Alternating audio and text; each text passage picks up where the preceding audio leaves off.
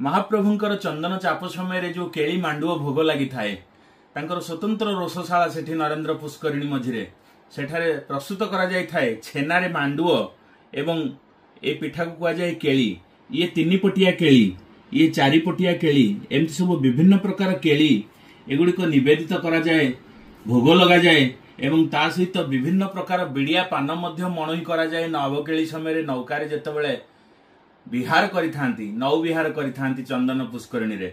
तेणु से भोग विषय रे बहुत लोकन को अजଣା। तेणु ये छेना मांडुओ या भितर छेना पूर दिया जाइछि।